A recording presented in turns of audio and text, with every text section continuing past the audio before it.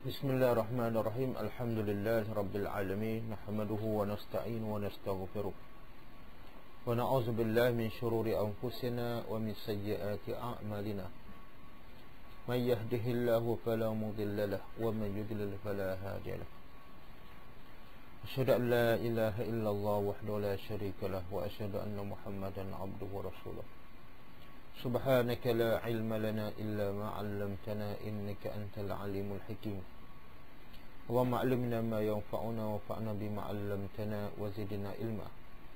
Rabbi yassir wa la tu'assir, Rabbi tammim bil khair, amma ba'du. A'udzu billahi minasyaitonir rajim. Ayat 125 126. Wa iz qala Ibrahim Rabbi ij'al hadza baladan amina warzuq ahlahu minas samarat man amana minhum billahi wal yawmil akhir qala wa man kafar fa umatti'uhu qalila thumma attaruhu ila azabin nar wa bi'sal masir.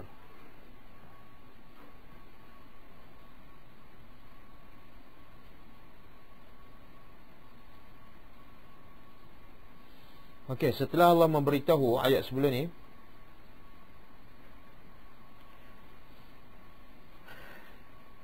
bagaimana Allah menjadikan Baitullah iaitu Kaabah sebagai tempat kembali semua manusia dan sebagai satu tempat yang aman. Dan Allah perintahkan supaya semua manusia yang beriman menjadikan Maqam Ibrahim sebagai tempat solat. Dan Allah perintahkan Ibrahim dan Ismail agar membersihkan masjid ataupun Kaabah Baitullah. Maka ayat seterusnya Allah merakamkan bagaimana prihatinnya Ibrahim kepada zuriatnya, bagaimana sayangnya Ibrahim kepada zuriatnya, bukan kepada dirinya tapi kepada zuriatnya, anak, cucu, cicit dan seterusnya, termasuklah kita. Jadi tanda Ibrahim sayang, prihatin kepada zuriatnya, apa dia? Dia berdoa. Doa adalah ibadat. Doa adalah senjata orang-orang yang beriman. Sebab itulah kalau kita nak selamat, jangan tinggalkan doa. Hidup manusia penuh dengan doa. Apa saja pergerakan, tindakan orang yang beriman, Allah menyuruh kita berdoa. Dan Nabi mengajar kita doa-doa. Semua keadaan, semua tempat ada doanya. Ada tak tempat yang tidak ada doa? Nak makan ada doa, sudah makan ada doa, masuk rumah ada doa, keluar rumah ada doa, masuk tandas ada doa, keluar tandas ada doa, nak tidur ada doa, bangun tidur ada doa, nak masuk masjid ada doa, keluar masjid ada doa, naik kenderaan ada doa, bila hujan ada doa, bila petir ada doa, bila perjalanan tinggi ada doa, bila perjalanan turun ada doa, bila pakai baju ada doa, bila perasan muka cantik ada doa. Doa tengok cermin kan? Bila keadaan yang tidak ada doa? Tak ada kan? Itu menunjukkan bahawa hidup kita sangat-sangat memerlukan doa. Sebab doa adalah ibadat. Doa adalah senjata orang-orang yang beriman. Maka tanda Ibrahim sayang kepada zuriatnya, dia tak boleh buat apa, sebab zuriatnya datang selepas dia, setelah dia mati. Nak bagi duit tak boleh, nak bagi makanan tak boleh, tapi dia boleh bagi satu, apa dah? Doa. Apa doa Nabi Ibrahim untuk anak cucunya, zuriatnya? Wa iz qala Ibrahim Rabbi ij'al, wahai Tuhanku, ij'al. Apa dia? Jadikanlah. Haza Hazal apa dah? Ini. Apa maksud ini? Negeri Mekah. Jadikan negeri Mekah ini baladan. Satu negeri. Apa makna balad? Balad ialah satu tempat yang ada manusia, sama ada kecil ataupun besar, sama ada kampung ataupun bandar. Yang penting tempat tu ada orang, lalu dinamakan balad. Kalau kita terjemah balad ialah negeri, kan? Tapi bila sebut negeri, kalau dalam bahasa Melayu, ramai tak orang? Ramai. Kalau tempat tu ada satu orang je, dua orang je, kita panggil tak negeri? Tak. Tapi dalam bahasa Arab dia panggil balad. Ketika ini Ibrahim berdoa, jadikan negeri ini balad, satu negeri yang aman.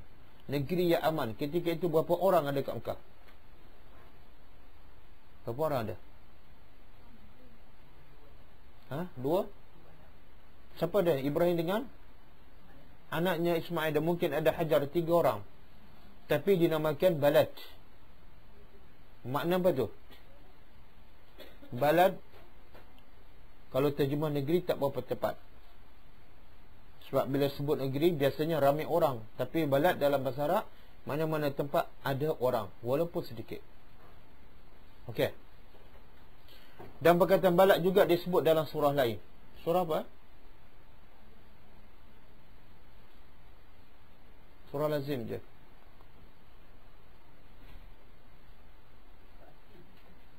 Surah At-Tin, cuba baca.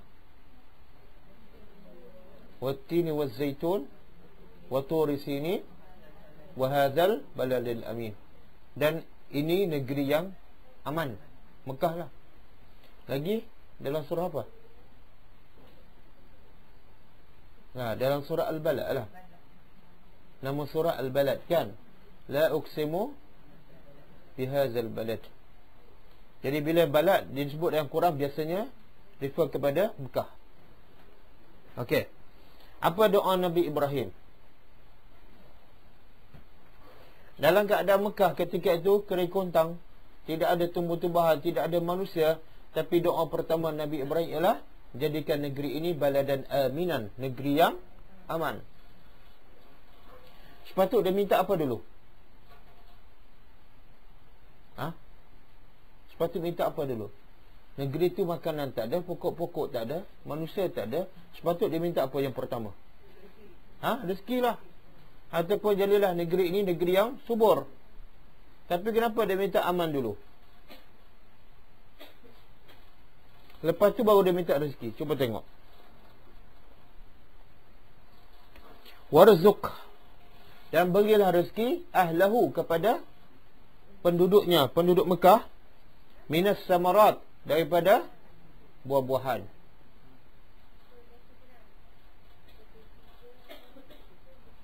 Boleh? Jadi dia minta dua, satu aman, satu rezeki. Yang mana dulu dia minta? Aman. Kenapa aman dulu? Kita minta rezeki dulu, kita minta aman dulu.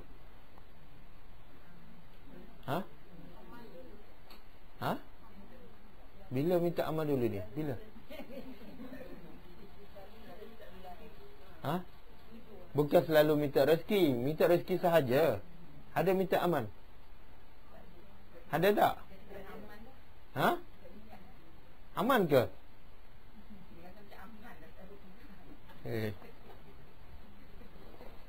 Sekarang orang boleh rompak rumah siang hari, tuan rumah ada. Aman ke?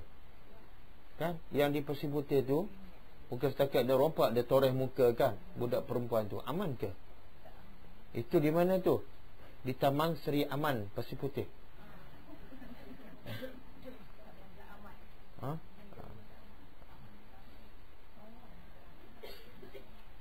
Jadi soalan dia, kenapa Nabi Ibrahim minta aman dulu baru minta rezeki? Sepatut minta lah negeri subur, banyakkan rezeki, kemudian baru minta aman. Sebabnya kalau rezeki dah banyak tapi negeri tak aman, ada faedah tak rezeki tu? Rezeki banyak ke depan tapi ada pokok ke depan, boleh makan tak? Tak boleh makan.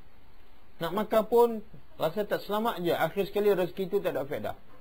Sebab itulah antara aman dengan rezeki, yang mana lebih penting? Aman. Tapi kalau aman je tapi rezeki pula tak ada,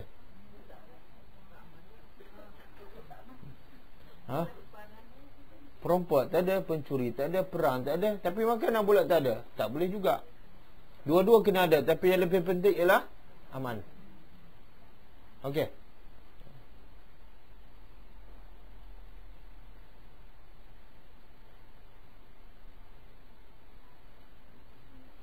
Dan berkat doa Nabi Ibrahim ni, Allah makbul tak? Sekarang bila kita pergi Mekah, kita rasa aman tak? Aman kan? Mana lebih rasa aman dan selamat? Mekah ke Sungai Buloh? Mekah kan? Rasa aman je, rasa tenang je. Jadi itu adalah hasil doa Nabi Ibrahim. Kemudian Ibrahim minta rezeki ni, minta apa? Samarat. Samarat ni apa dia? Roti ke nasi? Buah-buahan. Sepatutnya dia minta apa?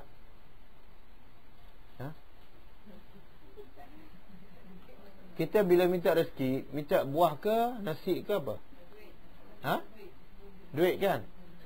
Ada minta buah? Tak pernah minta kan? Ya Allah, bagilah buah-buahan yang banyak padaku. Tak ada. Apa dia?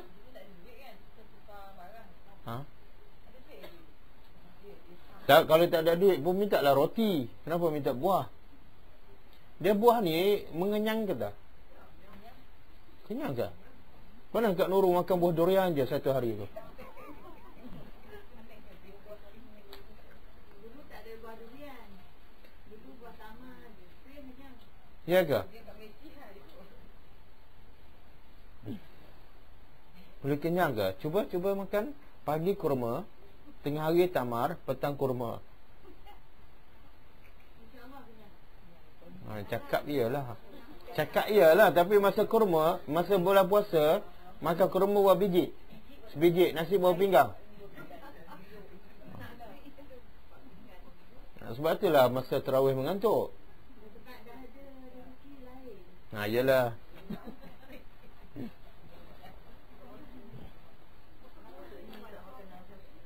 Sepatutnya dia minta makanan asasi lah. Tapi kenapa minta buah?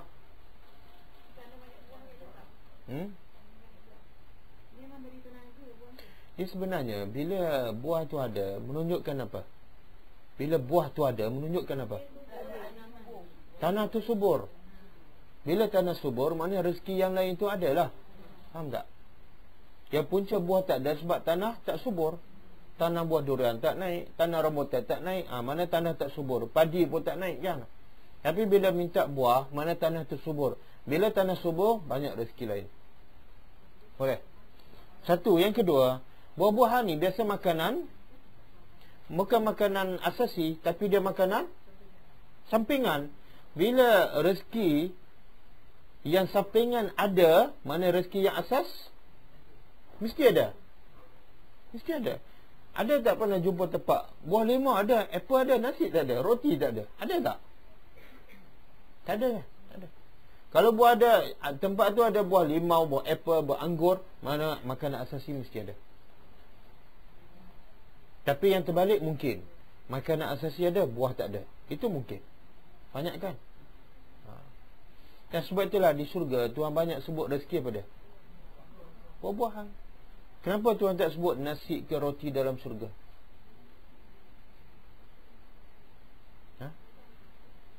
Bila masuk syurga nanti nak makan apa? Nasi ke buah?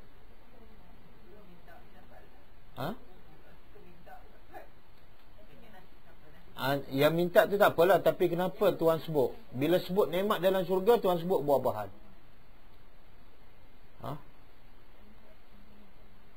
Kullama ruziku min samaratin rizqan qalu, tak hafal itu. Qalu hadzal ladzi ruziqna min qablu. Setiap kali mereka diberi buah, mereka kata apa? Buah ni kami dah makan tadi. Sebab apa? Rupa dia sama, warna dia sama, bentuk dia sama. Jadi diberi buah yang sama. Jadi bila diberi buah yang sama, ahli syurga kata apa? Kami dah makan ni. Tapi bila dia makan, dia rasa apa? Lain.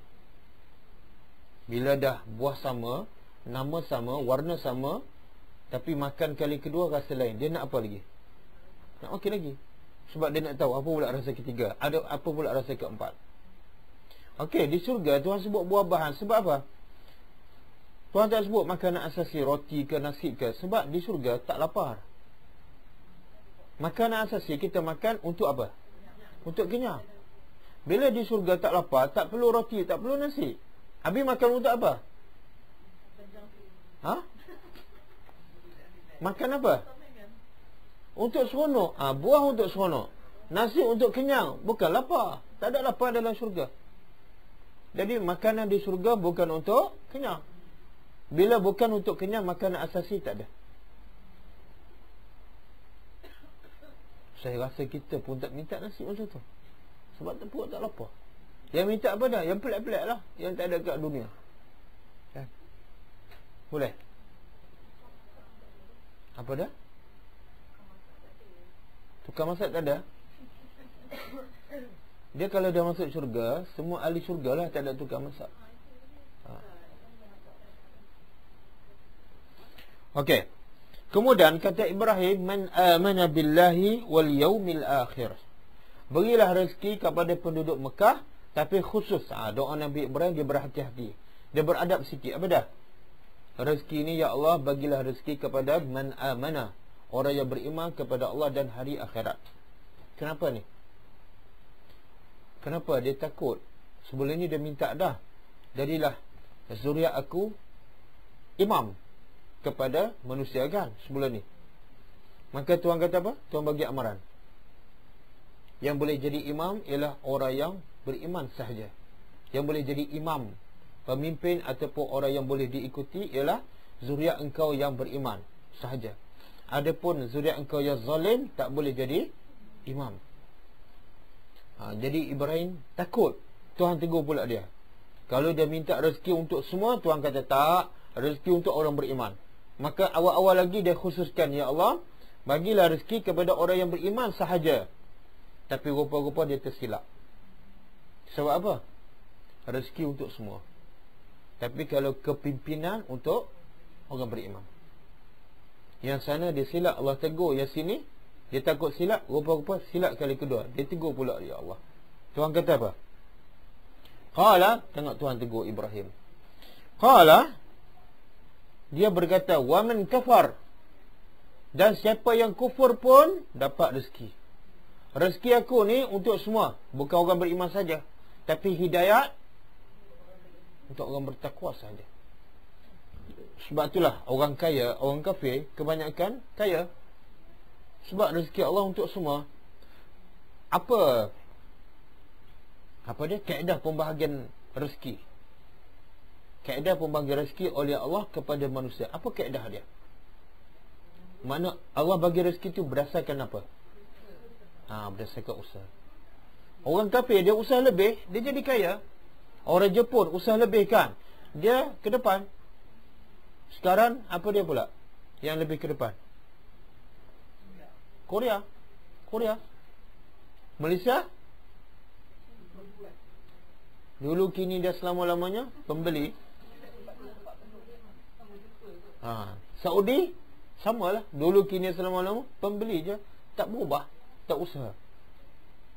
Nampak? Jadi Tuhan bagi harta kat dunia berdasarkan usaha, bukan berdasarkan agama. Okey. Sebenarnya rezeki Allah bukan pada orang kafir dan orang Islam saja, tapi kepada binatang pun Allah bagi. Binatang yang tak ada akal pun Allah jamin tak rezeki dia. Ya. Pernah tak jumpa kambing bunuh diri sebab tak ada rezeki? Ada? Ada kan? Kalau dia tak bunuh diri, makna apa tu? Ada rezeki. Ada rezeki. Pernah tak? Ada tak binatang yang mata dia buta? Ada. Tapi ada tak rezeki dia? Ada. Yang peliknya manusia mata celak, tapi bukan tak ada rezeki, dia tak jumpa cari rezeki. Ha? Ya? Ada. Ha? Saya pergi Kedah 2-3 hari lepas. Saya dalam perjalanan balik daripada Sorong, ada seorang lelaki, saya tak tahu bangsa apa, naik basikal. Dia pergi bakul sampah. Buka bakul sampah, dia kutip apa-apa yang boleh dipakai, masuk dalam raga basikal dia. Lepas tu dia selisih dengan saya, Assalamualaikum. Dia bagi salam. Tak tahu Indonesia ke, orang Malaysia ke, tak tahu. Rezeki dia kat mana? Tu sampah. Tu di mana tu? Bukan di Bangladesh, dia Al-Ustar. Dia Al-Ustar. Ya.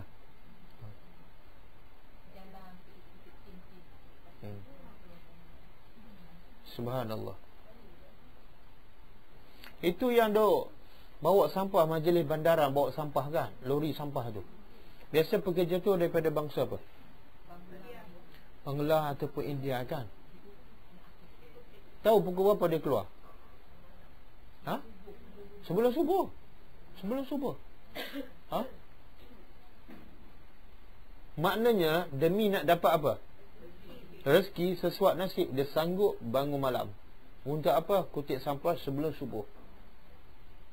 Tapi orang Islam tak sanggup bangun malam, bukan untuk dapat sesuap nasib, untuk dapat syurga. Tak sanggup. Siapa cerdik, siapa bodoh? Dua-dua bodoh. Yang kutip sampah sebelum subuh pun bodoh, sebab tak solat kan.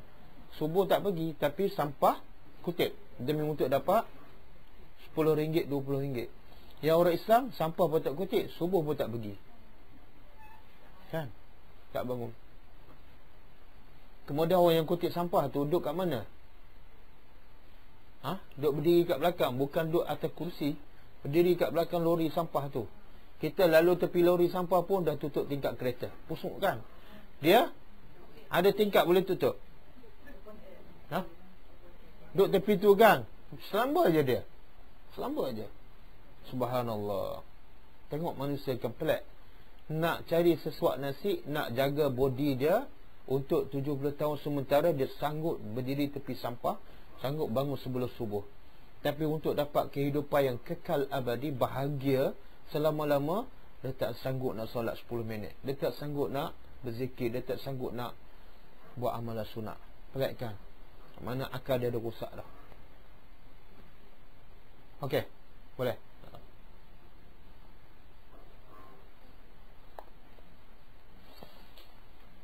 Kita pernah tengok binatang semut kecil je, semut yang paling halus. Pernah tengok kan? Halus dia semut tu. Kalau semut tu dah halus, mata dia lagi halus. Tak boleh nak bayangkan mata dia kan, sebab badan dia pun dah paling halus. Kita kadang-kadang tak nampak semut tu. Kalau badan dia dah hampir tak nampak, mata dia lagi halus.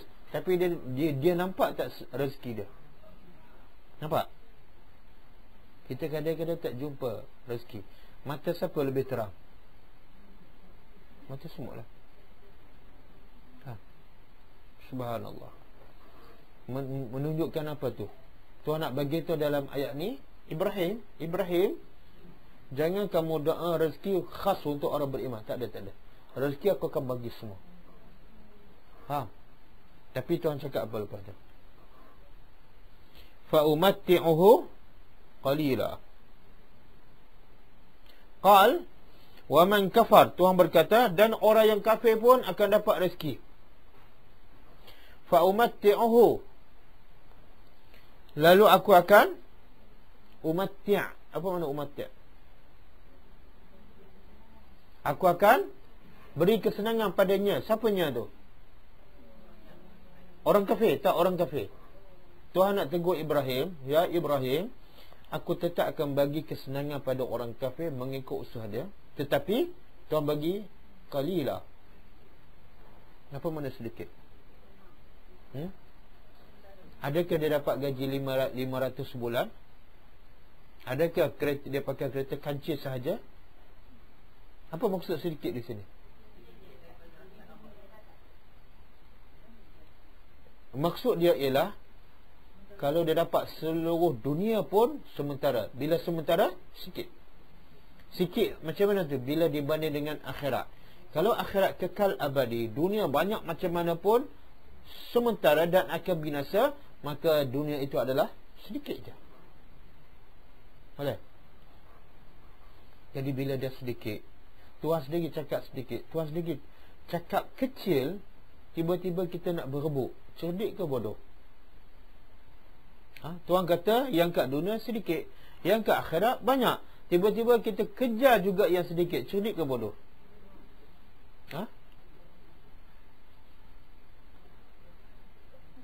Cerdik tapi bodoh.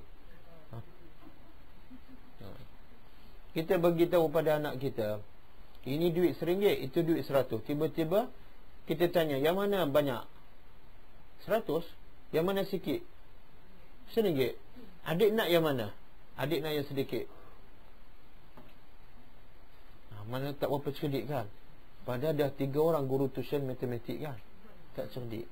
Dia kata RM100 banyak, tapi dia pilih yang sedikit. Kita kata dia tak cerdik. Yang kita ni duk kejar dunia. Jadi anak kita ikut kita lah tu. Sama-sama tak cerdik. Kejar yang sedikit. Satu. Yang kedua, Tuhan nak bagi tahu dunia ni adalah sementara. Dunia adalah qalilah, sedikit je. Dunia adalah sekejap. Maksud yang tersiratnya pada apa dia? Ada maksud tersirat. Tuhan bagi tahu dunia ni sekejap je, dunia ni sementara je.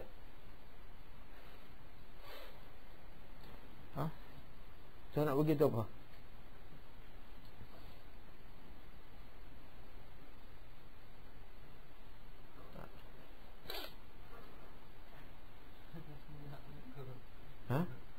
Warna senyap belaka. Entah pun senyap juga.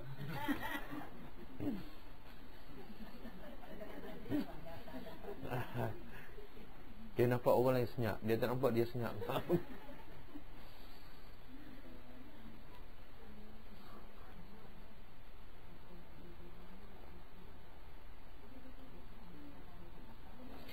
Saya bagi contoh lah. Saya bawa semua pelajar ni pergi ke satu kebun durian, kebun rambutan. Buahnya lebat sangat. Kemudian saya beritahu masa ada setengah jam je. Nampak buah-buahan banyak. Rambutan, dokong, pulasan, durian banyak sangat. Tapi saya beritahu kita ada masa setengah jam je. Apa maksud kata-kata saya tu? Buat cepat-cepat. Jangan buang masa. Itu yang Tuhan nak beritahu. Buat cepat-cepat, jangan buang masa.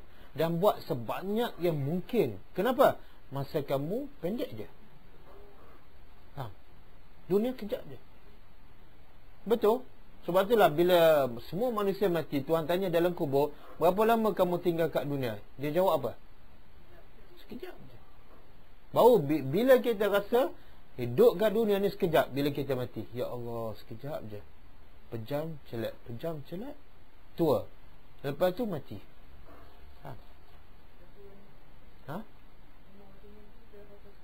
Ya. Yalah, bila kita bayangkan balik masa kita sekolah tadika, sekolah rendah, sekolah menengah, masuk universiti, lepas tu bekerja, kahwin, dapat anak, anak kita pula dah kahwin, lepas tu anak kita pula dapat anak, kita pun dapat cucu. Rasa sekejap je. Sekejap je. Kan? Rasa amalan kita tak cukup je. Ada 70 tahun. Lepas tu rasa tak cukup, tapi tak tambah juga. Itu lagi pelat. Ustaz, saya tak sedia lagi nak mati. Sebab apa? Rasa tak cukup. Lepas tu tambah tak solat sunat ke puasa sunat? Belum lagi. Okey.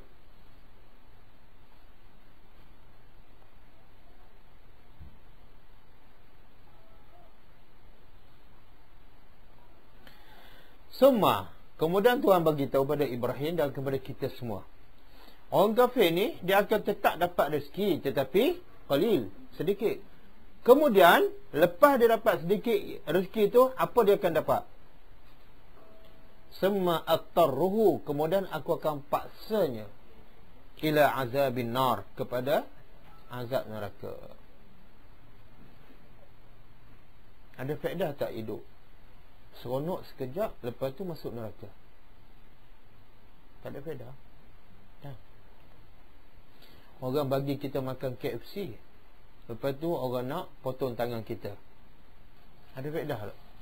Baik tak payah bagi. Sebab apa? Makan KFC seronok sekejap, lepas tu menderita, tangan tak ada. Lepas tu dia bagi apa pula? McDonald, nasi Arab. Tapi lepas tu aku bunuh kamu. Ada faedah tak? Tak ada faedah. Jadi nak bagi tahu orang kafir ni dia seronok sekejap, lepas tu masuk neraka. Seronok tu macam tak ada benda. Sebab tu Nabi sebut dalam satu hadis, orang yang paling nikmat kat dunia, paling kaya, bila dia tak beriman pada Allah, Allah masuk dalam neraka. Bila masuk sekejap je, Allah pun tanya dia, pernah tak kamu rasa nikmat dalam hidup kamu? Ini Tuhan tanya siapa ni? Orang yang paling kaya, paling mewah kat dunia. Tapi bila masuk neraka, Tuhan tanya, pernah tak kamu rasa nikmat dalam hidup kamu? Apa jawapan dia? Aku tak pernah rasa nikmat pun. Padahal dia 70 tahun hidup mewah, hidup kaya. Kenapa dia kata tak pernah rasa nikmat? Kenapa? Ha? Bukan sebab tak beriman, ha? Sebab azab neraka tu terlalu pedih sehingga dia lupa dah nikmat tu. Seolah dia tak rasa pun nikmat, sebab azab terlalu pedih. Macam kita kaya lah. Lepas kaya 10 tahun, orang masuk dalam penjara, orang belasah kita, orang pukul kita. Orang pun tanya, pernah tak kamu kaya? Tak, rasa tak pernah. Sebab sakit sangat tu, lupa habis nikmat. Inilah. Dan Nabi juga cakap, dia ambil pula orang yang paling menderita hidup kat dunia, paling miskin, paling susah, tapi dia beriman. Dia masuk dalam surga sekejap je. Lalu Tuhan tanya dia, pernah tak kamu rasa menderita dan kesusahan dalam hidup kamu? Apa jawapan dia? Aku rasa tak pernah sedikit pun, satu saat pun aku tak pernah susah dalam hidup. Padahal dia 70 tahun menderita, miskin kat dunia. Kenapa dia tak rasa susah? Sebab nikmat dalam surga tu melupakan segala penderitaan. Lupa habis. Dia tak ingat langsung, sebab terlalu nikmat. Itu beza. Jadi kita nak nikmat yang sekejap dan azab yang lama, lupa habis nikmat. Ataupun kita nak susah sekejap tapi dapat nikmat yang kekal dan lupa habis azab. Kita nak yang mana? Nak yang mana? Dua-dua tak nak. Dia tak ada pilihan, salah satu je. Kalau nak jadi orang beriman, dia mesti susah. Kadang-kadang harta banyak, tapi ada je ujian, jiwa tak tenang, ada je. Kadang-kadang hati sakit. Kalau fizikal tak sakit pun hati sakit. Sebab apa? Suami, kadang-kadang masalah anak, kadang-kadang duit banyak, orang hutang tak bayar, hati sakit je. Tak ada orang beriman sentiasa senang. Tak ada. Tak ada. Boleh? Jadi sunnatullah, ketetapan Allah mesti susah. Tuhan sebut apa dalam surah tu? Surah Baqarah, kita tak sampai lagi. Walanabluwannakum bisyai'in minal khauf. Pasti kami akan uji kamu dengan khauf. Takut. Khauf. Takut apa ni? Takut susah, takut sakit. Tadi saya cabut gigi. Tak, saya nak tampal. Pukul 12 tadi.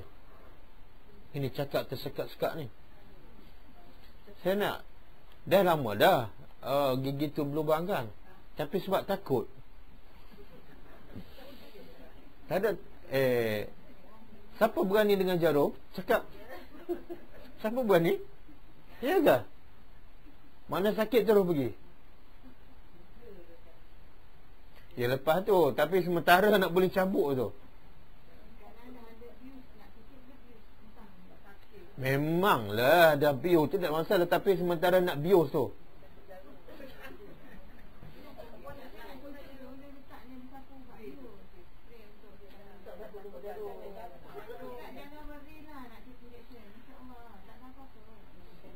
Ya Allah, nasihat ni dah terlambat, dia cabut pun. Jadi saya pergi nak simen. Dia kata tak boleh simen ni sebab besar sangat. Kalau simen kena cuci, kalau cuci sakit. Habis nak macam nak cabut lah.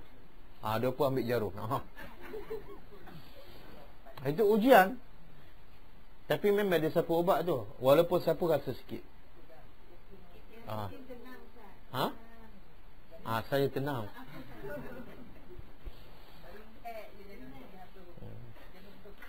Yalah, tak ada saya menggelepar. Tak adalah. Nak beritahu, ada je takut. Nabi Musa ada tak rasa takut bila tukang saya campak tongkat dengan tali bertukar macam ular? Nabi Musa takut. Itu ujian. Jangan cakap ustaz saya tak takut apa kecuali Allah je. Tiba-tiba tengok ular, mari ular datang. Ada. Jumpa anjing? Kak tu, jumpa anjing okey tak?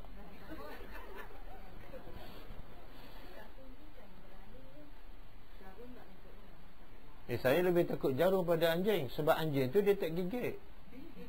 Mana ada. Dia gigit tu mana mungkin orang nakal kot. Okey. Jadi Tuhan kata apa? Kami akan uji dengan kamu. Satu, takut. Takut sakit, takut mati, takut rezeki, takut hantu kan. Takut aksiden, macam-macam takut. Takut kena saman. Takut anak tak berjaya kan. Anak nak pergi besok pun takut. Takut suami tak balik, takut suami ceraikan, takut suami kahwin lain. Semua takut. Ujian. Yang kedua, khauf, ju'. Lapar. Kadang-kadang lapar ni sebab apa? Tak ada makanan. Kadang-kadang makanan ada, duit pula tak ada. Kadang-kadang makanan ada, duit ada, tapi ada penyakit, selera tak ada. Duit banyak, beribu-ribu, KFC tu tak ada masalah. Orang hidang kat depan, rasa lawyer je kan. Kadang-kadang duit ada, makanan ada, selera ada, tapi ni sakit tekak, tak boleh nak telan. Itu ujian. Dan Nabi Allah uji dia lapar. 3 bulan rumah Nabi tak berasa, itu ujian. Kadang-kadang Nabi keluar tengah hari sebab tak ada makanan di rumah, lapar. Yang ketiga, wa naqsi minal amwal. Kami akan uji dengan kekurangan harta. Tak cukup duit. Nak bayar sewa, nak bayar rumah, nak bayar kereta, nak bayar yuran anak, kan? Nak bayar hutang apa semua, tak cukup duit. Ujian. Wal anfus, dan kekurangan fizikal. Kadang-kadang sakit, kenciman ni, jantung berlubang, macam-macam. Pening kepala, demam, itu ujian. Mesti. Tuhan kata pasti kami akan uji. Dan yang terakhir, minas samarat, kekurangan buah-buahan. Musim kemarau, buah-buah tak ada. Tapi di hujung Tuhan cakap apa? Tengok orang beriman. Hasil ujian, wabashiri as-sabirin. Berilah berita gembira kepada orang yang sabar daripada ujian ni. 5 ujian: takut, lapar, kurang harta, kurang makanan, kurang jiwa. Siapa yang sabar dalam menghadapi ujian, ada busra, berita gembira. Nampak? Jadi ujian bagi orang beriman baik ke tak? Baik. Sebab apa? Di hujung tu ada berita gembira. Boleh? Tapi ujian tu memang pahit. Ada ujian yang seronok? Tak ada. Lepas kita periksa SPM, seronok tak? Tengok-tengok result 9A kan, sambung belajar, kemudian dapat kerja. Hasil daripada apa? Kita lulus ujian, mana di hujung ada berita gembira. Tapi bagi siapa tu? Tak. Orang yang sabar. Ada usaha tapi tak sabar, tak ada berita gembira. Sebab tu kalau kita tengok dalam Quran, tak ada ayat wabashiri al-musallin, berilah khabar gembira pada orang yang salat. Tak ada. Sebab apa? Bukan semua orang salat sabar. Berilah berita gembira kepada orang yang berpuasa. Tak ada. Sebab bukan semua orang puasa sabar. Tapi pasti orang sabar, dia solat, dia puasa.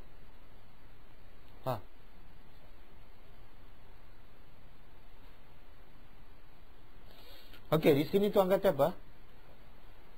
Jangan wahai Ibrahim, kalau kamu nak berdoa rezeki, jangan bataskan kepada orang beriman saja, sebab rezeki untuk semua. Cuma bezanya pada beza pada kalau orang tak beriman, rezeki dia qalilah sementara, dan selepas tu azab kekal abadi. Tapi kalau orang beriman, dapat juga rezeki, mungkin sikit, tapi selepas tu lagi banyak dan berlipat kali ganda. Macam mana kita nak jadikan rezeki kita yang sedikit berlipat kali ganda? Macam mana? Kerja sedikit tapi gaji besar. Sedekah. Sedekah satu dapat berapa? Mana ada 70? 700. Dalam surah Baqarah kan, ayat 261, perumpamaan orang yang sedekah ialah sama seperti satu benih. Kemudian satu benih keluar 7 tangkai. Setiap tangkai 100 biji. Jadi satu sedekah dapat 700. Tengok Tuhan nak galakkan kita bersedekah. Sebab apa? Tuhan nak kita jadi kaya di akhirat besok. Jangan jadi papa kedana di akhirat, tapi kaya di dunia. Jadi kerjalah untuk Allah. Kerja sedikit, gaji besar. Kerja dengan manusia, satu hari ada tak? Kerja satu hari dah bagi gaji seminggu. Ada? Tak ada. Kalau ada, bankrupt. Tapi Tuhan bagi kita, bagi RM1 je. Tuhan bagi berapa? 700. Kalau kita solat duha, Tuhan bagi berapa? Solat duha 2 rakaat aja. Apa dia? 360. Sedekah. Kan? Lepas tu kalau kita solat subuh, lepas solat subuh tunggu sampai terbit matahari. Kemudian kita solat 2 rakaat. Tuhan bagi apa pula? Haji dan umrah. Subhanallah. Kerja dengan Tuhan, kerja sedikit, gaji besar. Jadi amat tidak cerdik orang yang malas nak buat ibadat. Sebab ibadat,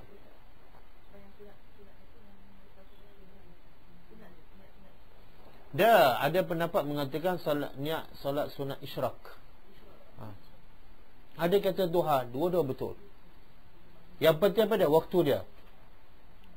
Tunggu sampai terbit matahari, lebih kurang 7.10. Lepas 15 minit, solatlah 2 rakaat. Niat tak penting. Yang penting pada solat subuh, kemudian tunggu terbit matahari, kemudian 15 minit solat 2 rakaat.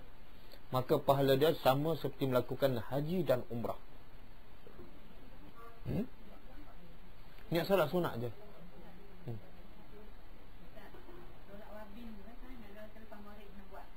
Tak ada, bid'ah. Jangan buat. Tak ada. Itu jahil, bukan ilmu tu. Ilmu ialah mesti tepat, sama dengan yang Nabi. Itu dia panggil ilmu. Kalau tak sama, dia panggil jahil. Jangan solat awabin lepas maghrib. Itu salat bid'ah.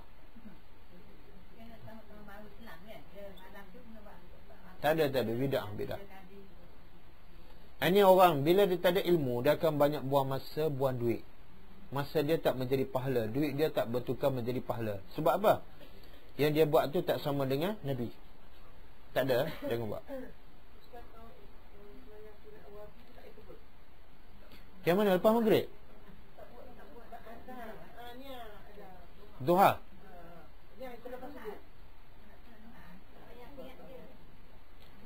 Tak, dia macam ni. Lepas solat subuh, kita duduklah zikir ke, baca Quran ke, sampai terbit matahari kan. Lebih kurang 7.10 sekarang. Kemudian tunggu 15 minit. Kemudian kita niat solat 2 rakaat. Nak niat isyraq pun boleh, nak niat duha pun boleh, tak niat apa-apa pun boleh. Niat solat sunat je. Boleh. Sebab Tuhan tahu itu waktu apa. Tuhan tahu. Apa dia? Dia kalau isyraq setengah jam. Pukul 8 lah, 7.25 sampai pukul 8. Lepas pukul 8, kalau kita nak solat duha, solatlah duha. Boleh?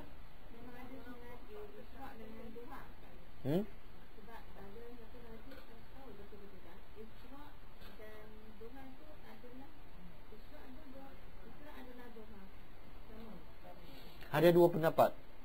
Satu pendapat mengatakan isyraq adalah solat duha, benda yang sama. Satu lagi pendapat dia kata dua benda yang berbeza. Solat isyraq lain, solat duha lain. Kalau kita ambil pendapat yang pertama iaitu sama, kita solat sekali je lah. Tapi kalau ambil pendapat yang kedua, dua kali, satu isyraq, satu duha.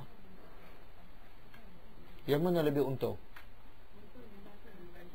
Yang dua kali lah.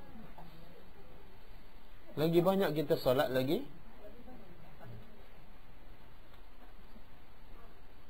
Okey.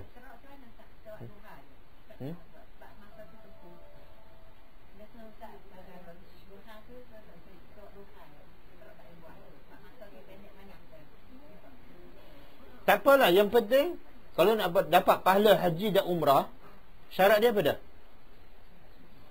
Salat subuh. Kalau lelaki salat subuh di masjid. Lepas tu tunggu. Tunggu buat apa ni?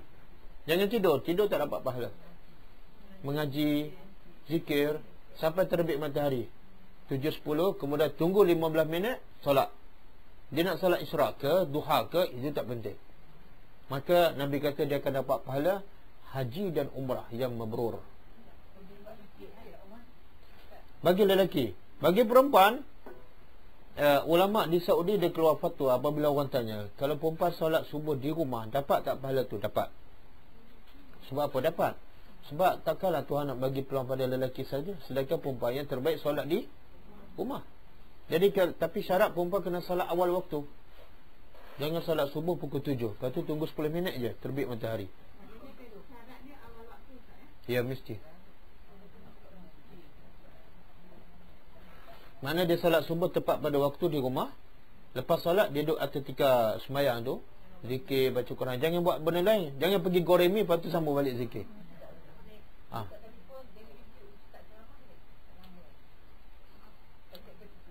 Tak payahlah, tak payah. Sebab takut hilang fokus. Hilang fokus. Tanyalah ustaz hari lain lah. Lagi pula kita boleh, bukan tiap hari kita boleh buat ni kan. Kadang-kadang sibuk, kadang-kadang hantar anak sekolah. Kalau dapat sekali seminggu dapat haji tu, besar tu.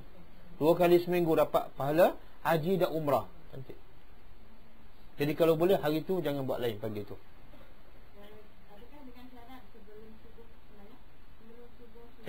Tak syarat. Ya.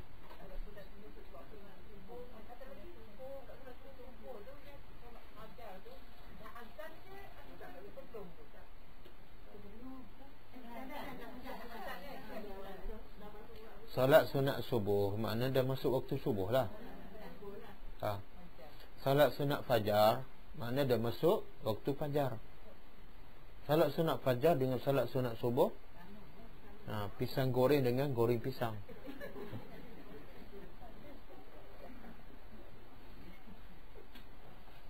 Okey, boleh. Kemudian Tuhan kata apa? Tengok Tuhan kata apa? Kalau kat dunia Tuhan guna perkataan umati', aku beri kesenangan pada dia. Tapi bila di akhirat azab neraka Tuhan guna perkataan atarruhu, aku paksa dia. Kenapa Tuhan guna perkataan lain bila masuk neraka? Bila kat dunia semua orang nak, jadi Tuhan tak perlu paksa. Faham tak? Nikmat dunia semua manusia nak, jadi Tuhan tak perlu paksa. Tapi bila masuk neraka semua orang tak nak, termasuk orang kafir. Tanyalah orang kafir, nak tak masuk api? Tak nak. Bila tak nak, Tuhan guna perkataan apa? Paksa. Atarruhu, aku paksa dia masuk neraka. Boleh. Wa bi'sal masir, dan itulah seburuk-buruk tempat kembali.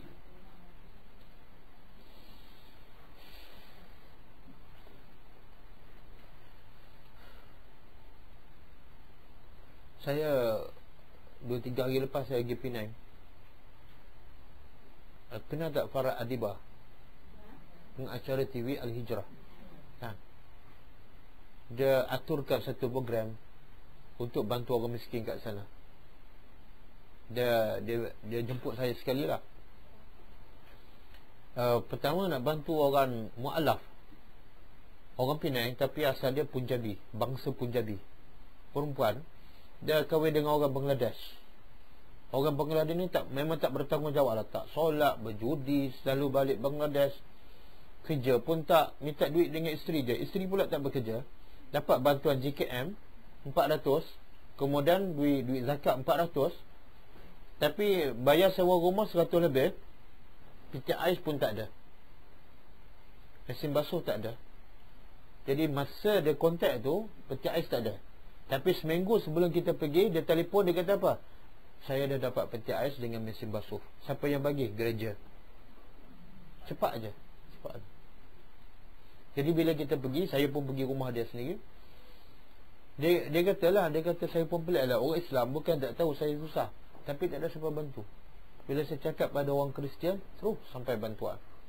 Bukan setakat bagi peti ais, mesin basuh. Setiap bulan dia janji nak bagi beras, gula, susu. Jadi dia tanya saya, perlu tak saya ambil? Saya kata jangan ambil. Sebab dia bukan nak bagi makanan, tapi nak bagi agama dia tu. Itu umpan. Jadi kalau dah bagi makanan, kita pun dah rasa dia berbudi pada kita, kita akan terpangkap. Jangan. Habis siapa nak bagi? Kita orang semua. Kita akan bagi semua makanan. Yang peti air tu jangan tolak, dia terima rezeki dia lah kan. Jangan ambil. Tapi bila tengok rumah dia memang taat. Anak dia 4 orang kan, memang taat. Bila tanya solat tak? Tak. Kadang-kadang solat, kadang-kadang tak. Anak dia pun sama. Anak dia mak tak solat, anak lagi tak solat. Tengok Tuhan kata apa? Wabi'sal masir. Seburuk-buruk tempat tinggal di mana? Neraka, bukan rumah flat. Kadang-kadang kita tengok orang tu tinggal miskin, rumah flat kan, kesian je. Tapi kita lupa, bila dia tak solat, dia akan masuk rumah yang lagi buruk kan? Waktu bila kita bantu orang, jangan bantu fizikal saja. Jangan bagi makanan saja. Bagilah ilmu. Sebab apa? Kita bagi makanan, dia boleh selamatlah badan dia selama hidup kat dunia. Qalilah kan? Kita bagi bayar sewa rumah, dia boleh tak rumah sementara. Qalilah. Tapi lepas ni, kalau tak solat, attarruhu ila azabin nar wa bi'sal masir.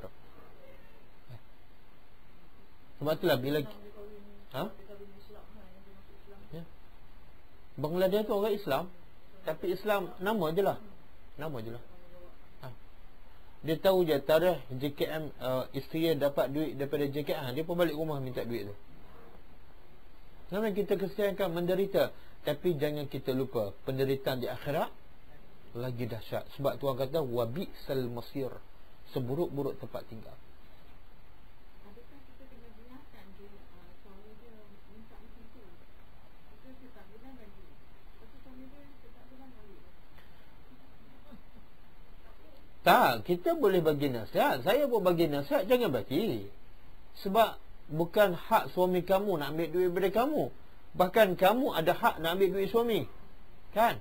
Jangan bagi. Tapi dia kata apa? Ustaz, kesian. Kesian.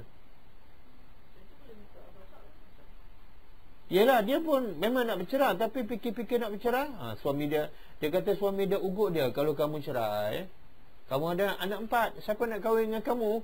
Lagi kamu bermasalah, tak ada suami.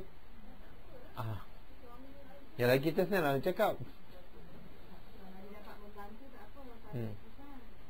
Itulah masalah kehidupan manusia. Tapi sebenarnya masalah besar bukan suami. Masalah besar ialah bukan miskin. Masalah besar apa dia? Diri dia tak beriman.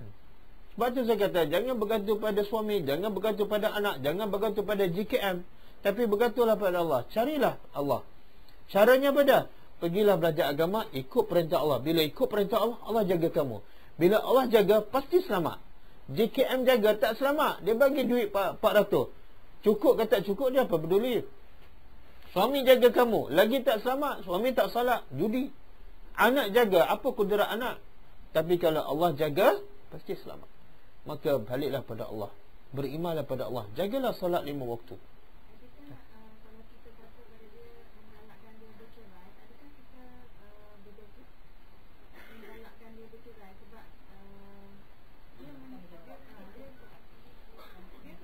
Tak. orang lain lah. Tak, niat kita suruh dia bercerai. Apa niat kita? Supaya dia selamat lah. Baiklah tu, niat baiklah tu, baiklah. Kalau niat baik, jadi baiklah. Tapi kalau kita niat supaya dia bercerai sebab kita nak kahwin dengan suami dia, itu tak boleh lah. Maknanya boleh lah. Boleh. Dia juga macam tu. Sampailah dia setiap tahun dia mengandung. Sampai 8 ke 9 anak. Setiap bulan, setiap minggu dia akan mengadu. Dia minta ada itulah suami dia pukul dia lah. Apa kata tu, cerai lah. Saya yang tu saya rasa macam saya bersalah. Saya suruh dia bercerai. Tak dia, kita kena faham. Isteri tak boleh minta cerai. Isteri boleh mengadu hal dia kepada pihak mahkamah. Dan mahkamah akan fasahkan. Mahkamah ada hak untuk pisahkan. Walaupun suami tak setuju, mahkamah ada hak. Jadi bagi tahu dia pergi mengadu pada mahkamah, maka mahkamah akan putuskan dia patut bercerai ataupun terus. Kalau kita suruh dia cerai, dia pun tak boleh buat apa. Lagi suami tak nak cerai, tak boleh buat apa isteri. Dan dia memang tak nak cerai sebab dia sayang. Kalau dia sayang, tanggungllah. Tapi dia tak tanggung. Dia minta pada orang lain. Dia minta simpati pada orang lain lah. Payahlah. Jadi susah. Payah masalah dia lebih sayang suami daripada agama. Okay? Banyak orang macam tu lah. Jahil. Lepas tu bila dapat zakat apa, suami dia yang dulu ambil. Dia tak bagi saya isteri dan anak dia. Dia pusat zakat pun tak betul juga. Sebab apa? Dia tahu bagi duit je. Sebab tu pusat zakat bagi apa? Bagi ilmu. Hantar ustaz mengajar, kumpul semua 10 orang keluarga miskin, bagi kelas keagamaan sekali seminggu. Itu lebih penting daripada duit zakat. Sekarang dah buat ustaz dekat masjid. Dia orang guru-guru masjid dia akan bagi pada penerima zakat. Ya. Bukan bagi penerima zakat, buat kat mana? Kat Al-Qombak, kat masjid ni. Semua kena datang. Baguslah, tapi tak cukup lah. Lepas tu yang zakat-zakat ni biasanya Dia sebaik-baiknya buat kelas di mana? Di rumah kawan tu. Biar kita tengok sendiri, biar kita rasa sendiri kan. Kalau buat masjid, kita tak tahu keadaan dia. Betul, saya dengar cerita kan. Tak sama dengan saya pergi, saya nak naik lift tu tingkat 9, menunggu tu, kemudian nak masuk rumah dia tu, kawasan kotor-kotor, budak-budak buat aiskrim jual atas tangga sebab rumah sempit. Main apa? Depan lift. Main apa budak-budak main? Itulah padang dia. Barulah kita rasa penderitaan. Tapi kalau bagi kelas agama di masjid, kita rasa macam orang biasa je. Kita tak merasai penderitaan dia. Sebab tu kalau boleh, pergi kumpul 3-4 keluarga, buat di rumah tu. Besok rumah orang lain pula kan. Biar kita nampak penderitaan dia.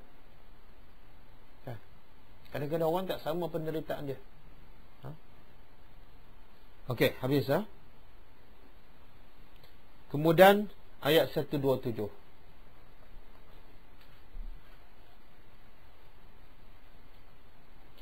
Wa idh yarfa'u Ibrahimu. Sebelum ni Allah dah sebut kan,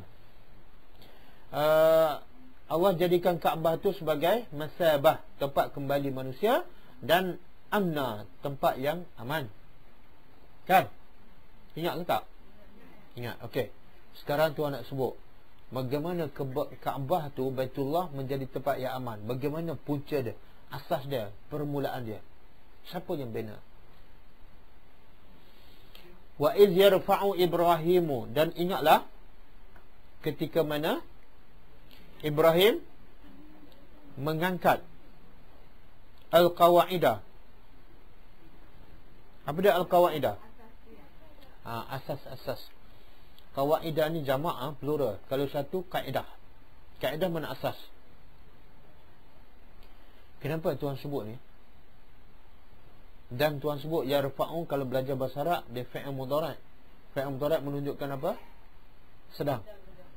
Sedangkan ketika ayat ni turun, Kaabah telah dibina tak? Dah. Tapi kenapa Tuhan guna yarfa'u? Patut Tuhan guna fi'il madhi apa dia? Rafa'ah. Tuhan nak kita bila baca ayat ni, ataupun bila kita pergi Mekah, Tuhan nak kita bayangkan seolah Nabi Ibrahim dan Ismail berdua sahaja sedang membina Kaabah. Cuba bayangkan penderitaan, kesusahan Nabi Ibrahim dan Ismail nak bina Kaabah dalam keadaan manusia tak ada siapa yang tolong, alat-alat bantuan pun tak ada. Boleh bayang tak? Dia buat Kaabah daripada apa? Batu kan? Batu dia ambil kat mana? Ambil kat bukit. Bukit jauh tu, nak pergi Jabal Nur ke Jabal Sur ke kan. Kemudian nak pecahkan batu dengan apa? Ada alat tak masa tu? Tak ada. Bagaimana susah, bagaimana menderita. Kemudian nak konkret daripada bawah tu, ya Allah. Kita tahu-tahu aja. Lepas tu tengok kelambu Kaabah ya. Ini baru tukar, setakat tu je lah. Kita tak rasa penderitaan bagaimana Ibrahim bina Kaabah sehingga kita boleh tawaf. Dan itu salah satu rukun haji.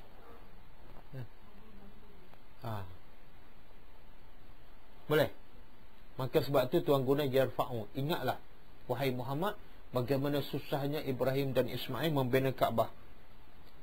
Wa Ismailu, Ismail dia sebut kemudian. Kenapa?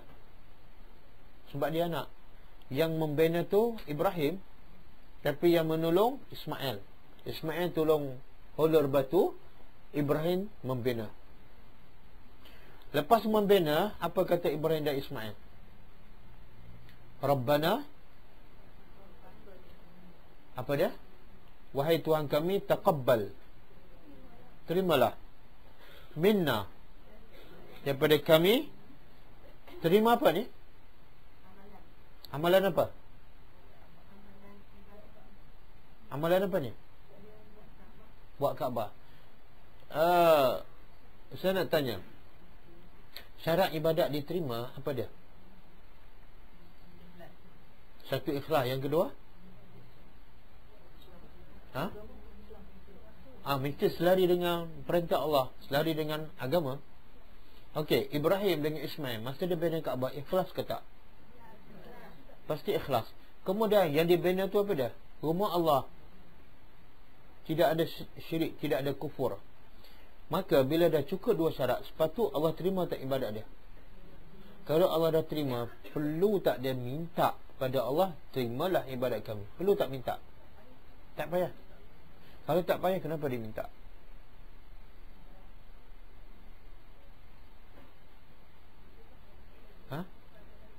Apa dia? Faham soalannya? Hormat apa? Kenapa dia tak yakin?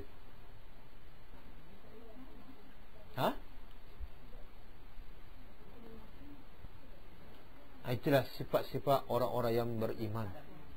Semakin dia beriman, semakin dia risau ibadat dia tak diterima.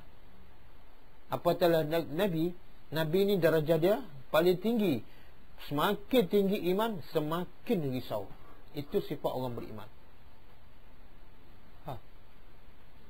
Sebab itulah bila semakin tak beriman, semakin dia tak baca doa Rabbana taqabbal minna. Dia tak baca. Kenapa? Kenapa dia tak baca? Sebab dia tak kisah Allah terima kata, aku apa kisah? Faham tak? Yang penting aku solat, yang penting aku puasa. Mindset dia bukan nak Allah terima, mindset dia nak buat aja. Maka dia tak baca doa ni Rabbana taqabbal. Subhanallah. Ini yang tipu daya syaitan yang paling bahaya. Apa dia? Kita dah buat ibadat, tapi syaitan tipu, akhirnya ibadat kita tertolak. Sia-sia. Sia-sia. Sebab itulah pertama bila lepas ibadat kena ada apa? Kena ada apa? Rasa takut, risau ibadat kita tak diterima. Bila ada perasaan tu, kita baca apa? Mesti baca doa Rabbana taqabbal minna. Mesti. Bila lepas solat tak baca apa, tak risau, menunjukkan apa? Solat kita Allah tak terima lah tu. Kita syok sendiri kan? Syok sendiri. Lepas solat senyum pula. Senyum. Lega. Lega apa? Allah dah terima ke belum? Tak. Okey. Sebab itu Tuhan sebut dalam surah Al-Mu'minun. Cuba buka surah Al-Mu'minun.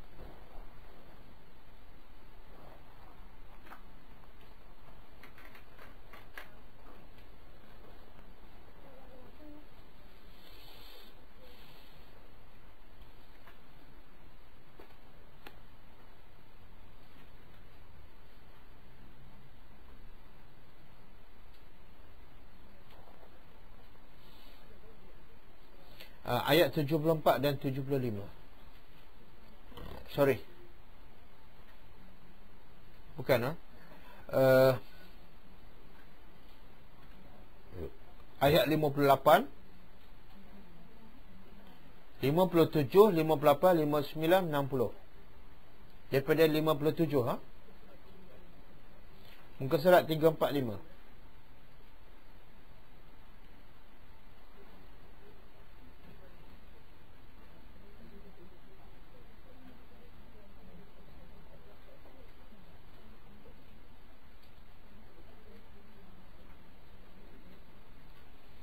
Jumpa ayat 57, 58 sampai 60.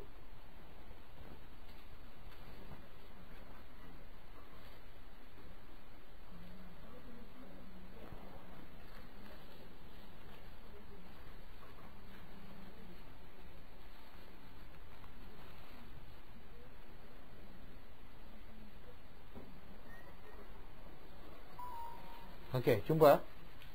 Cuba seorang baca terjemahan dia.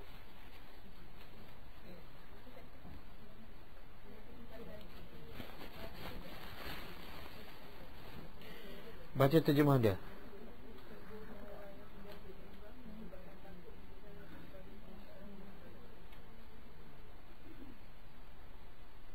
Ha? 57 sampai ayat 60.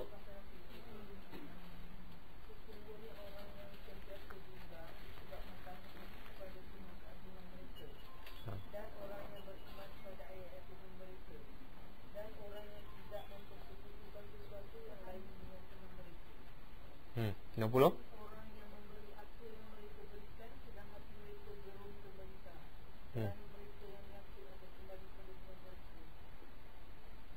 Tengok Tuhan kata hati mereka gemetar. Bila hati mereka gemetar? Adakah setelah kufur syirik pada Allah ataupun setelah beribadat? Setelah mereka berikan harta mereka, sedekah, infak, tapi hati mereka takut, gemetar. Takut apa ni? Takut tak diterima. Itu sifat orang beriman. Lepas sedekah, jangan senyum. Apa dah? Takut. Ya Allah, aku takut aku bagi 100 ni engkau tak terima, sia-sia. Rugi, duit habis, pahala tak dapat. Takut. Maka bacalah doa Rabbana taqabbal minna. Jangan lega. Kenapa senyum ni? Saya dah sedekah 100. Jangan. Takut sia-sia. Bukan sedekah sajalah, apa saja ibadat, bacalah doa. Bacalah doa. Itu sifat orang beriman. Kalau Nabi pun risau amalan dia tak diterima, macam mana kita boleh yakin sehingga kita tak baca doa Rabbana taqabbal minna? Faham?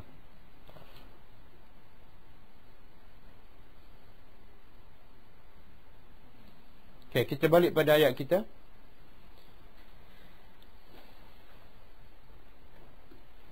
Rabbana taqabbal minna innaka antas samiul alim. Wahai Tuhan, terimalah daripada kami. Apa dia? Lagi pula Ibrahim ni dia buat rumah siapa? Mak Allah. Kita buat rumah siapa? Mak kita. Itu pun tak baca doa Rabbana taqabbal minna. Yang kita buat apa dia? Bila buat rumah kita, lepas tu kita baca doa apa? Doa selamat. Bukan Rabbana taqabbal minna. Betul kan? Apa termasuk pulaknya? Termasuk apa? Kita baca doa selamat. Selamat apa tu? Selamat apa? Subhanallah, selamat dapat rumah baru.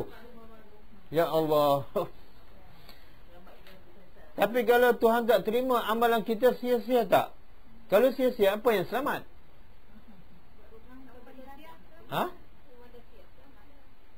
Apa yang selamat? Kalau tuan rumah solat lambat, selamat tak? Rumah dah siap. Kalau anak tuan rumah bekat aurat, selamat tak? Tak. Kalau asyik duk tengok bola je dalam rumah, selamat tak? Doa selamat dah baca. Sebab itulah kita baca doa. Tak payah bila buat rumah, tak payah baca doa selamat. Baca doa apa? Rabbana taqabbal minna. Jadilah ibadat aku buat rumah ni satu ibadat yang diterima. Besok jadi pahala. Faham? Lalu dia buat tahlil kan? Lagilah. Kat rumah selamat tahlil. Ini Nabi Ibrahim, dia bukan buat rumah dia buat rumah Allah kan. Dia baca tak doa selamat lepas tu? Mana ada? Dia buat tak tahlil? Dia buat tak kenduri sebab siap dah Kaabah? Tak tahu apa, tak ada lah. Kalau ada, dia bagi tahulah. Kalau benda tu penting, ada, Tuhan beritahu dalam Quran. Ketika Ibrahim selesai membina Kaabah, Ibrahim dan Ismail membawa kenduri doa selamat. Tak ada. Sebab kita fikir selamat apa? Selamatkan dunia. Ibrahim fikir selamat apa? Selamat akhirat. Biarlah usaha dia semuanya betulkan jadi pahala, di akhirat besok dapat tengok. Okey. Okey, kenapa dia minta pada Allah, terimalah amalan kami? Sebabnya innaka antas samiul alim. Kerana engkau ni wahai Tuhan memang maha mendengar. Engkau mendengar apa yang kami doa, apa yang kami minta, dan engkau maha mengetahui apa dah, apa dalam hati kami. Sebab tu kami minta pada engkau. Kami tak minta pada manusia. Sebab manusia, bukan semua manusia dengar, bukan semua manusia tahu dalam hati manusia. Jadi tak ada faedah minta dengan manusia. Betul tak? Kadang-kadang kita mengadu hal kita pada manusia, dia boleh faham semua tak masalah kita. Kadang-kadang dia nampak zahir kan, kita ni susah, tapi yang dalam hati lagi susah dia tak tahu. Tapi kalau mengadu pada Allah, Tuhan tahu semua tak? Ya, As-Sami', maha mendengar, Al-Alim, maha mengetahui. Jadi tempat yang paling layak kita mengadu dan minta doa ialah Allah. Kenapa? Sebab dia As-Sami', Al-Alim. Boleh?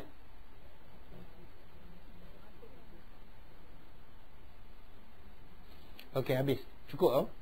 2 ayat. Cukup. Saya kita berhenti setakat ni. Kita berhenti awal sikit. Sebab saya tak sekali gigi.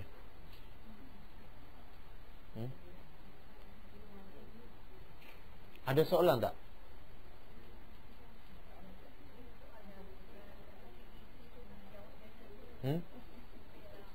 Saya mengajar 1 jam, takkan tak boleh jawab soalan 1 minit.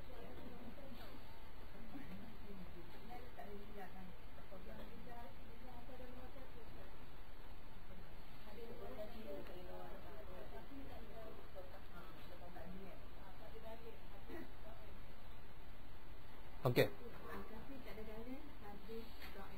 Okey.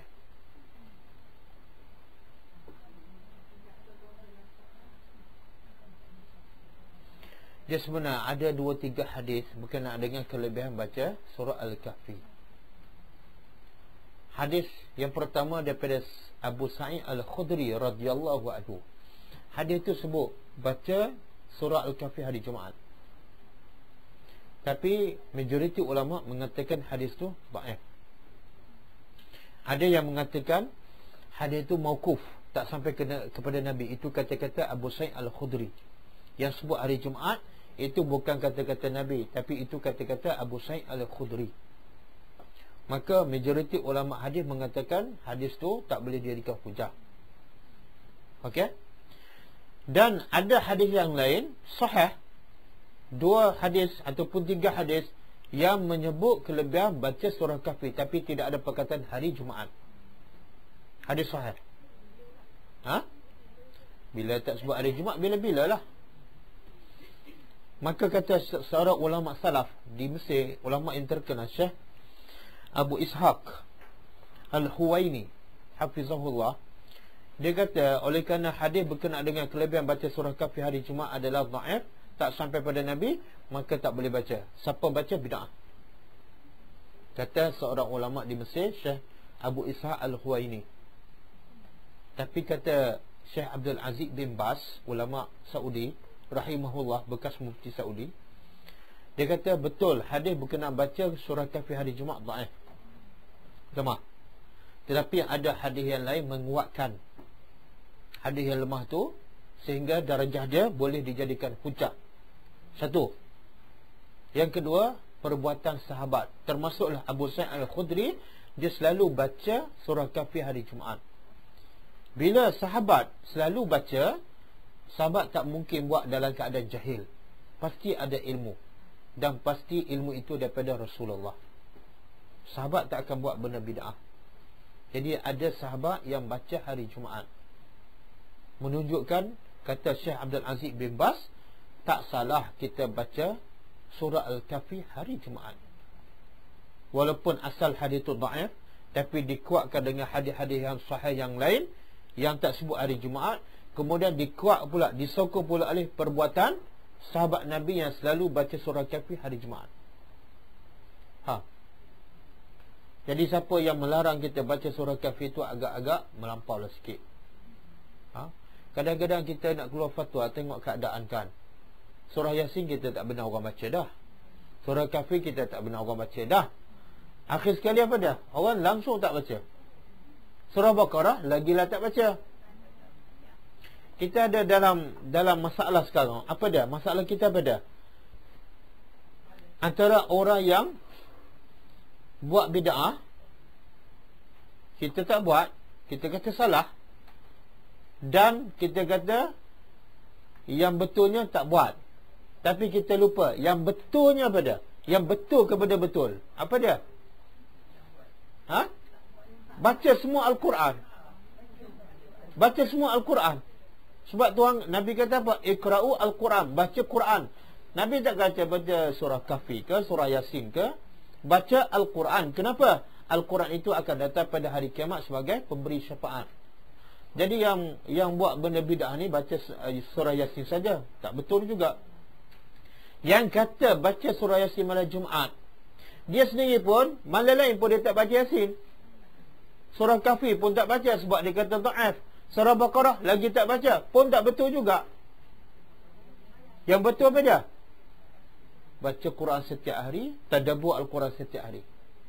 Jadi kalau kamu dah baca Quran setiap hari, tadabbur setiap hari, tak baca malam Jumaat, tak baca Yasin pun tak apa, tak baca surah Kahfi hari Jumaat pun tak apa. Faham? Ya. Boleh?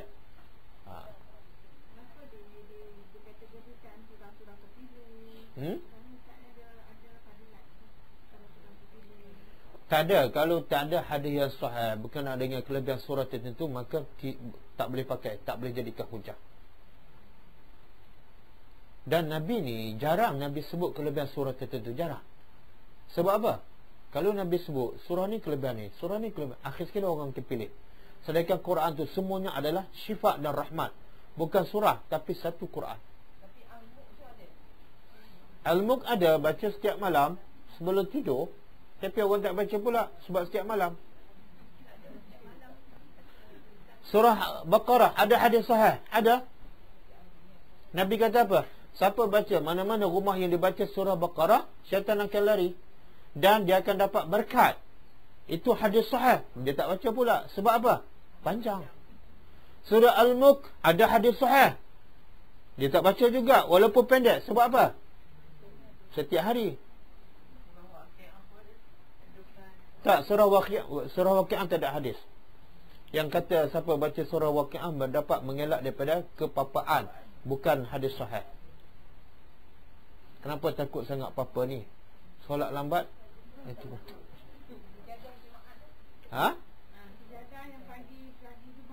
Itu ada. Ada hadis, tapi jangan jadikan benda tu mesti baca. Kalau kita anggap benda tu mesti baca, salah. Tak wajib. Tak, buat. Kadang-kadang kita tinggal. Jangan mesti buat. Itu salah. Buat 3 minggu, tinggal seminggu, kan? Buat sebulan, tinggal sebulan. Tak apa.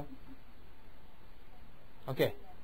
Boleh, Jadi kesimpulannya pasal surah Kahfi ialah ada dua pendapat ulama. Siapa yang nak pegang pada pendapat yang mengatakan hadis tu dhaif, jangan baca hari Jumaat. Tapi baca hari lain. Jangan dia kata tak boleh baca hari Jumaat sebab hadis dhaif. Hari lain boleh tak baca. Tapi siapa yang nak pegang pada pendapat yang mengatakan walaupun dhaif tapi dikuatkan dengan hadis yang lain, dan dikuatkan dengan perbuatan para sahabat yang selalu baca hari Jumaat, maka bacalah, teruskan, tak salah. Okey. Ada soalan lain? Minggu depan cuti Tak, saya ada camp pelajar remaja di Gombak.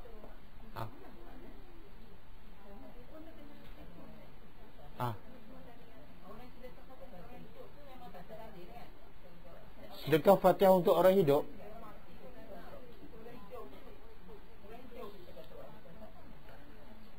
Dan kalau sedekah untuk orang mati pun mazhab Syafi'i kata tak boleh. Untuk orang hidup lagi tak boleh. Kenapa orang hidup lagi tak boleh? Sebab dia hidup, dia boleh baca tak Fatihah? Pelik sungguh. Mak bapak kita hidup ke mati? Hidup. Dia solat tak? Masa solat dia baca Fatihah? Tak, masa solat dia baca tak Fatihah? Dia boleh baca lah. Habis dah boleh, kenapa nak sedekah? Kita sedekah, konsep sedekah ni apa dia? Kepada orang yang tak ada. Faham tak? Kita sedekah pada orang miskin. Sebab apa? Dia tak ada duit. Dia tak ada duit. Kita sedekah Fatihah kepada siapa? Orang yang tak boleh baca. Siapa dia tak boleh baca? Orang mati. Tak, dalam mazhab Syafi'i tak boleh, tak sampai. Tapi mazhab lain sampai. Mazhab Ambali sampai. Tapi kalau betul kita ikhlas nak sedekah pada orang mati, jangan sedekah Fatihah. Sedekahlah surah Baqarah. Dan ikhlaskan nak bantu dia. Kenapa nak bagi pahala yang sedikit? Fatihah pendek, Baqarah panjang. Bagilah yang banyak pahala.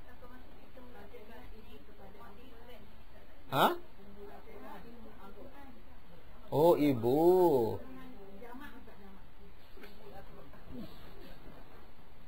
Mana lebih baik, dapat ibu ke dapat satu keluarga? Tak, jawab soalan. Mana lebih baik, dapat ibu sahaja ataupun dapat satu keluarga? Bapa dapat, anak dapat. Bacalah satu Quran. Apa dia? Okey, cukup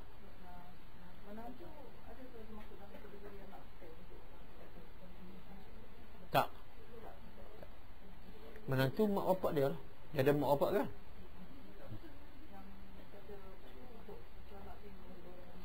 Kalau dalam mazhab Syafi'i, anak saja. Tapi kalau menantu nak bantu mak mertua yang meninggal kan, cara dia apa dia? Suruh isteri dia. Sebab isteri dia tu anak pada mak mertua dia kan? Dia suruh isteri dia, doalah pada mak kamu yang mati. Dapatlah pahala.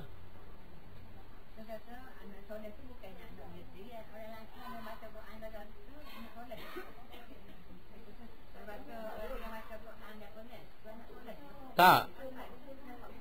Kalau anak tu anak angkat, kemudian dia menjadi soleh sebab mak angkat, maka apa saja dia buat, mak angkat dapat pahala. Sebab apa? Bukan sebab anak, tapi sebab ilmu yang mak angkat ajar tu.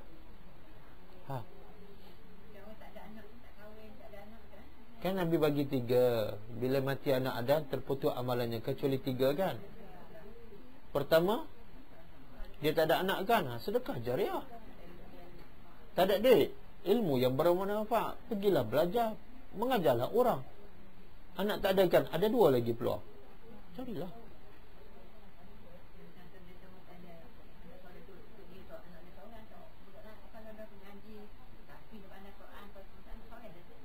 Tak, kalau doa semua sampai.